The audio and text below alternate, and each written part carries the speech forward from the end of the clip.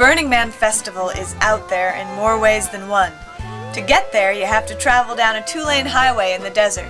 The nearest large city is Reno, Nevada, nearly 2 hours away. As soon as you drive up to the front gate to hand over your ticket, you know you're not in Kansas anymore. She doesn't really know what she's gonna get. Yeah. The Virgin, Dad! Alright! She looks clean. Looks like she doesn't really have a clue. Walk it hard. She just thinks she does. I'm a virgin! Now the city knows you've arrived. If you're no longer a virgin, but if you hit it one more time, you can be a prostitute. So go ahead. Go ahead. And if I do it four? Burning Man is about anyway. That's everybody doing kind of their own thing. And some of it gets really bizarre, and some of it's just 2 standard deviations off the mean. But it's a fun kind of a festival to express yourself and show the world and everybody else who you are without really caring what the world thinks about you. Looking down on its clusters of dusty streets lined with Kmart tents, parked cars, and RVs, it looks more like a refugee camp for the middle class living in an underdeveloped country than a vacation destination. Burning Man is located in Black Rock City, a city that is built from nothing each year and returns to nothing. For 1 week, it has a population of 40,000, which makes it the 4th largest city in the state of Nevada. It's more than I expected it to be, way more. I was expecting something smaller. All last night, I didn't have my bike ready, so I walked from one end of it to the other and around the entire circle. Huge. It's so much larger and so much more amazing than I thought it would be. So much more artwork, so many more people, so many more bikes, and so many more friendly feelings around here. I could probably bike it or ride it or walk it in the entire week and still not see everything. There's too much to see out here. It is a bizarre thing. I mean, if this had been a business plan and we'd gone to bank or to investors and said, okay, we're going to take a big man out to the desert. And I mean, who would have listened to that? But the underlying truth of it was that it was something that people desperately needed. That's why they're there.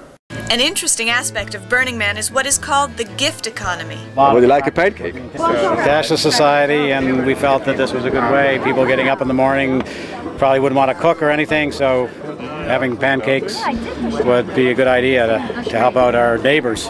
In our economy, right, there's supposed to be some sort of exchange, but there's a negotiation. In a gifting economy, there is no exchange, and it's just if everybody gives without expecting anything in return, then everyone gets. It's a kind of radical, it's a very radical form of commerce, you might say, where everyone gives with no expectation of receiving something in return, and in a sense, but it's not really practical except in a situation like this. No, it's totally impractical.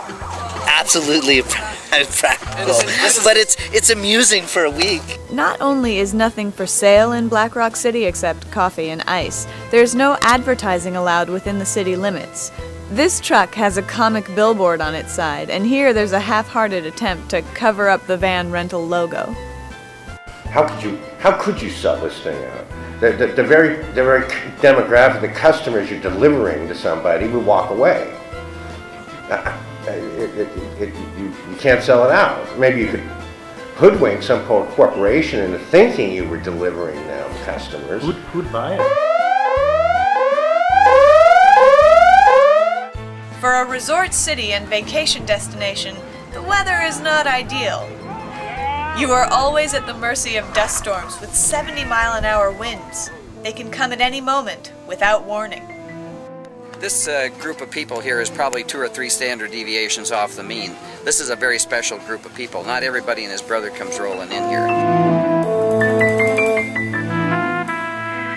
In the exact center of Burning Man, on the vast open playa facing the semicircle of streets, at the top of an Art Deco pedestal filled with a maze of artworks, stands the man.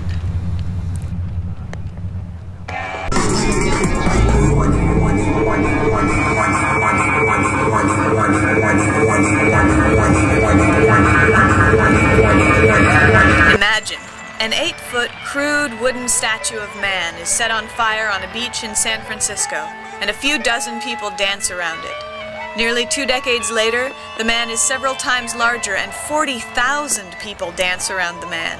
Somewhere from then to now, the man, to some, achieves a spiritual significance, and the burning becomes a sacred act. There is no set meaning.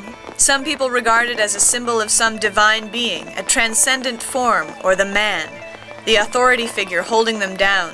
Some consider it as a figure model on ancient Celtic or American Indians. Many just regard it as something to bring all the people together.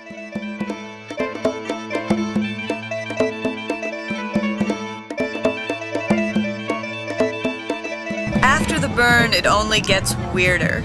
Some of the participants dance around the fire and some dare to walk through it, something that can have tragic consequences. No, like boom, in the center of the fire, and then kind of gets up and falls again, and rolls, and then gets up and falls out. He's gonna be hurting in the morning. Fucked up, man. Yeah. There's no perimeter, like there's not like a fence or anything, so it's like people are free to go in, you know? That's part of the deal, and that's Burning Man freedom and spirit, and it's really unfortunate for that fellow, but like, it also, like, you know, life is like so precious out here, and like we live it to the fullest.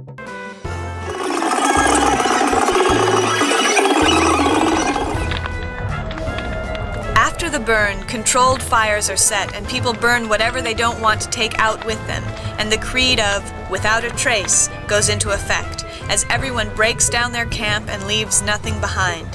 In 3 weeks, the site of Burning Man will look much as it did before the event. Nothing will remain, not a piece of paper, a cigarette butt, even a footprint.